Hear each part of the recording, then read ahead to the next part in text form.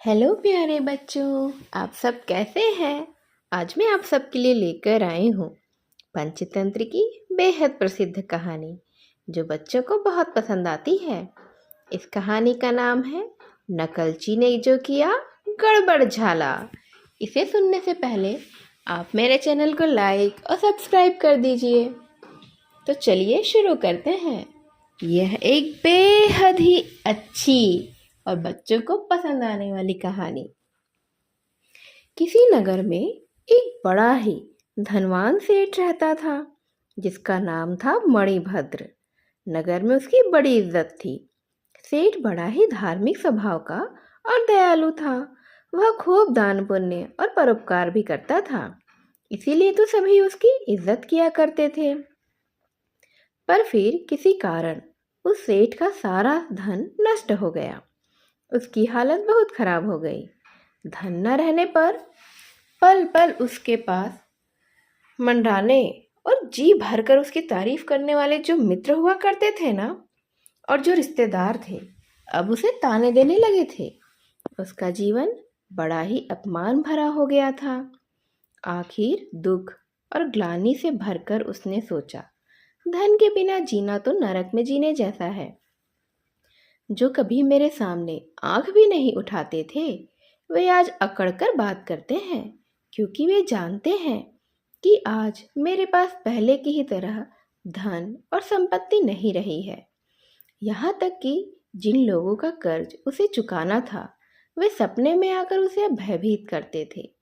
तब सेठ के मुंह से बार बार निकलता था, हाय, इस जीवन को तो धिक्कार है, लाख लाख धिक्कार है, मैं क्यों जी रहा हूँ। आखिर दुखी होकर मणिभद्र ने आत्महत्या करने का निर्णय कर लिया। सुबह उठते ही वह अपना जीवन समाप्त कर देगा, यह उसने निश्चय किया और वह सो गया। रात में वह सो रहा था, तभी सपने में एक जैन साधु उसे दिखाई दिए। उसने मणिभद्र को दिलासा देते हुए कहा, भाई, इतने परेशान क्यों होते हो। मैं तो तुम्हारे और तुम्हारे पूर्वजों के पुण्य कार्यों द्वारा संचित पद्मनिधि हूँ। कल सुबह मैं साधु के रूप में तुम्हारे घर आऊँगा। जैसे ही मैं तुम्हारे घर आऊँ, देहरी पर ही तुम मुझ पर लाठी की चोट कर देना, तब मैं मरकर सोने में बदल जाऊंगा। पूरे 3 मन सोना तुम्हें प्राप्त होगा। तुम इससे नए सिरे से अपना व्यापार शुरू कर देना और जल्द ही तुम तरक्की करके फिर से पूरे नगर के सेठ बन जाओगे। यह सब सुनकर मणिभद्र को बड़ा ही अचरज हुआ। इसी बात पर विचार करता हुआ वह दोबारा सो गया। बार बार एक ही विचार उसके मन में दौड़ रहा था कि सुबह उठते ही जैन साधु पद्मनिधि पर लाठी की चोट करना ही है, मुझे ये सब करना ही है। सुबह वह उठा तो सपने के बारे में ही सोच रहा था। अचानक उसी तरह से जैसे उसने सपने में देखा था, उसे पद्मनिधि घर में आता हुआ दिखाई दिया। उसी समय एक नाई भी वहां आ गया, जिसे उसकी पत्नी ने ही घर में बुलाया था। जैसा कि सपने वाले जैन साधु ने कहा था, मणिभद्र ने सामने दिखाई पड़े साधु पर लाठी से प्रहार कर दिया। उसी समय वह गिरकर मर गया और सोने की मूर्ति में बदल गया। मणिभद्र ने नाई की मदद से उसे घर के ही भीतर वाले कक्ष में रखवा दिया। फिर नाई को कुछ धन देकर कहा, तुम यह बात ना किसी को नहीं बताना। नाई ने यह सब देखा तो उसे बड़ा ही अचंभा हुआ था। वह सोचने लगा, अरे, यह तो कोई जादुई बात हुई, यह कोई जादुई रहस्य है। इसमें क्या रहस्य होगा, यह कैसे हो गया। फिर उसके मन में विचार आया कि जैन साधु बड़ी तंत्र विद्या जानते हैं। क्या आश्चर्य है कि इन्हीं सिद्धियों के कारण इनके पास ढेर सारा सोना और दौलत आ गई हो। अब नाई ने सोचा, मुझे भी दौलत हासिल करने का यही तरीका आजमा लेना चाहिए। यह तो सबसे आसान तरीका है।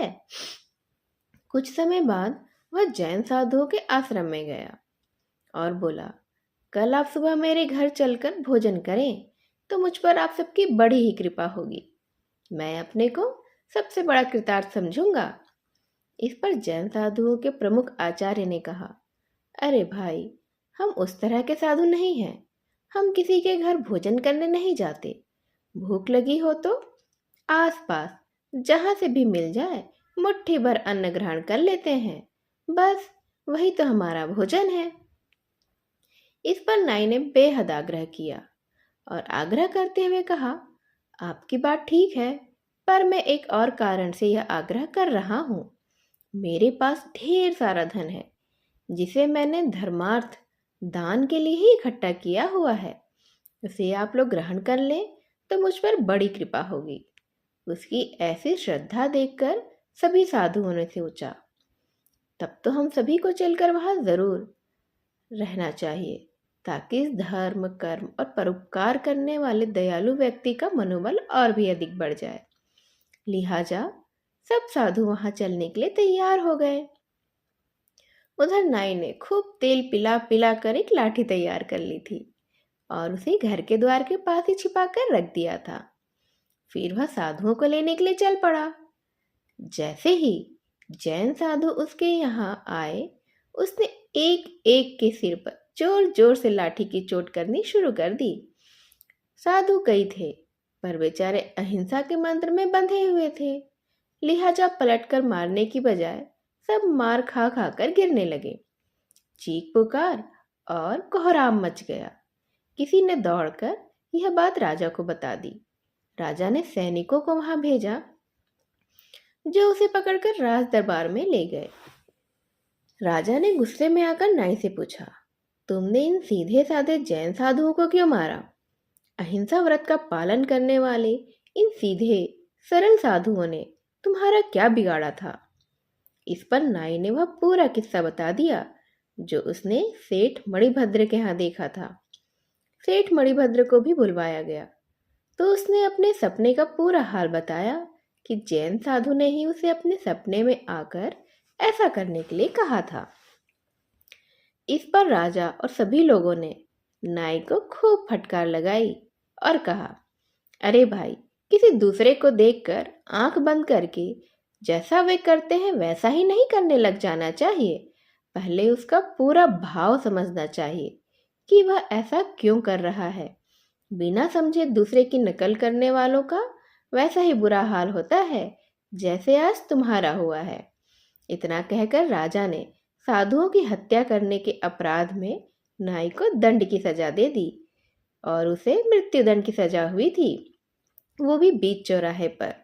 उधर नाई सोचता रहा, ओह, मैंने बड़ी ही मूर्खता से खुद ही अपने पैरों पर कुल्हाड़ी को मार लिया और आज मुझे मौत की सजा मिली है। अब मेरे परिवार का क्या होगा? बेचारे कैसे इस तरह से अब जीवन काटेंगे? इतना अपमानजनक जीवन। मुझे किसी की इस तरह से नकल नहीं करनी चाहिए थी। तो प्यारे बच्चों, आपको समझ में आया ना कि किसी की एकदम देखा देखी नकल नहीं करना चाहिए। उसमें अपनी अकल ज़रूर लगाना चाहिए कि जो सामने वाला कर रहा है वो उसके लिए अगर ठीक है तो क्या आपके लिए भी ठीक है? क्या आपको वैसा करना सही रहेगा या आपके साथ कुछ और गड़बड़ झाला भी हो सकता है, जैसा गड़बड़ झाला नाई के साथ हुआ था। ऐसी ही और अच्छी अच्छी कहानी सुनने के लिए आप मेरे चैनल को लाइक और सब्सक्राइब कर दीजिए। मैं फिर से ऐसी ही और अच्छी कहानी के साथ फिर से आपसे मिलने आऊँगी। तब तक के लिए बाय बाय।